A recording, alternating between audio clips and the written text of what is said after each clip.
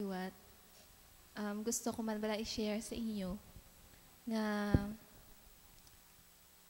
um, nabatsyagan ko gid ang love ni Jesus sa akon nga kabuhi. Kay isang time sa mga trials, wala ako ginpabayan. Tapos sang time nga na sakitan gid ko bala, ara siya nag-comfort sa akon. Tapos, siguro gin-remind niya lang ko nga hindi lang sa isa ka tao gaikot ang akon nga kabuhi. Mayara nga natandogit ko bala sa mga friends ko man naging padala niya sa akon. Sa family nga wala ko bala gina-expect nga mag-comfort man sa akon. Kag amo na nang though amo na subong gina-offer ko tanan kay Jesus, kay Lord. Ngasang una okay lang pasapayan lang bala. Pero ang bako subong niya dapat una gid permi si Lord. Kisang time nga kinanglan ko siya, wala siya nagkalipat sa akon. Wala ako kinpabayan. Kag na ano ko bala sang na-touchman ko sa hinambal sa mga friends ko especially kay Ayan, magambal niya. Langga. Ano ginasahaw? Mas palangga ka pa. Mas plangga. Plangga lang ka. Pero mas palangga kanamon nga mga friends mo. Ari kami di. Alin sang una. Ulupuday na ta. Una. Tapos sa family ko si Bibi. Una. Nga sang una hindi kami close mo. Kumbaga gastorya lang kami, pero ang feelings bala sa isa kay isa, kung ano ginabatsyag sa isa, though ginasolo lang na namon. Open kami sa family, pero hindi sa parties kung ano ang nabatsyagan, gid. Kung sadya mo lang gid na. Pero sang natabo to bala sa akon nga nasakitan gid ko, wala ko nila ginpabayan, kag ginpabatsyag, gid bala nila sa akon nga palangga ko nila. Na ang pag-care gid bala nga do kanami isang feeling nga dito mo ginabatsyagan nga palangga ka man gali nila ang abi mo hindi kagamo na maski ako hindi ko showing nga tao sa ila, pero deep inside inatulo ko lang na sila balaan sa tagipusoon ko nga palangga ko sila. Pero wala ko ginapabatsyag. Pero siguro, ang bako kalipot lang sang kabuhi, gani dapat ipabatsyag mo gid sa tao nga palangga mo. Especially sa family mo. Kay madula man ng tanan ang family mo, ara ginaya, nagkapod sa imo. Kag si Lord, kagapasalamat gid ko kay Jesus, kay Lord nga ginhatag niya amo na nga pamilya, maski hindi man kami mangranon, wala kami kwarta, tsakto lang pala makakaon 3 ka beses sa isa ka adlaw, makaskwela, makabistiman, sang maayo, amo lang na. Pero kapasalamat ito kay Lord, kay ginhatag na sa akon, simple lang ang gid nga kabuhi, kag wala na gid ko sa iba na may ginapangayo, nga mag-ulupod lang gid kami, nga masadya, kag ara lang sa tanan nga oras, magabuligay, pati upod sa mga friends, kag dako gid nga salamat, kag ang bako life goes on, wala hindi maguntat ang kabuhi ko para lang sa isa ka tawo. Bako may ara pagid nga gintigana si Lord, kag balaan ko nga may ginpadala siya. Kag ara na. Happy gid ko kay Lord nga amo na wala ako ginpabayaan. Siguro na sa tanan nga oras ara lang gid siya na wala basta hindi ko ma-express kung anong feelings wala nga sang kalipay nga syempre though wala mo na bala gina-expect nga amo na kay hamba ko gani na amo na lang ko ni diri na lang gid kuya ma-focus sa amo na bala.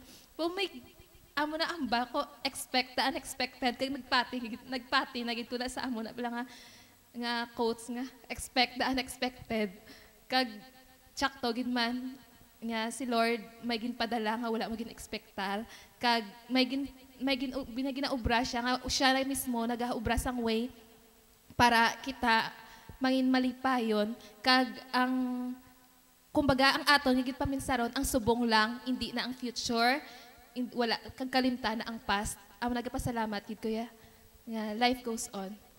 Amen.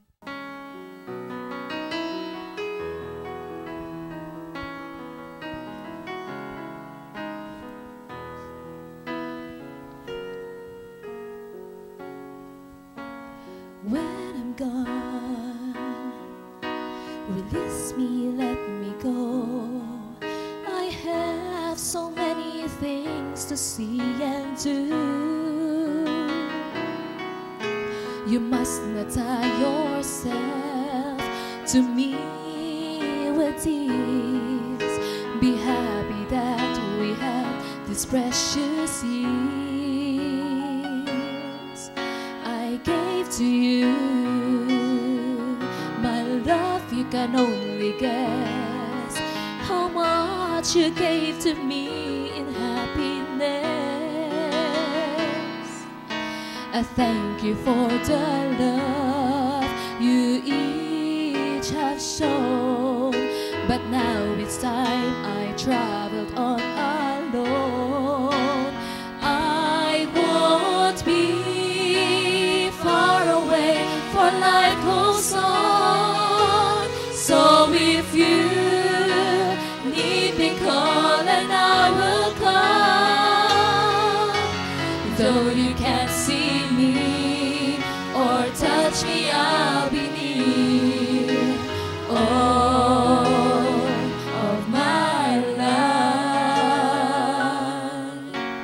around you, soft and clear. And then when you must come this way, alone I greet you with a smile and say, welcome home. I won't be far away, for life goes on. So if you need me, call and I will come. Though you can't see me or touch me, I'll be near. All of my life,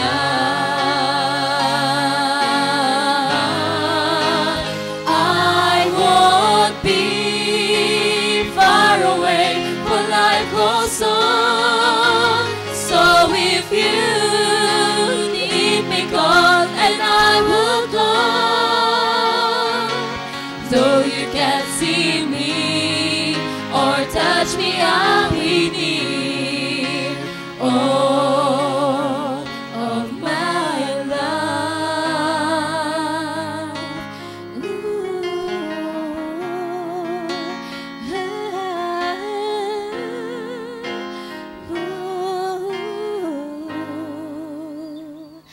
All of my life.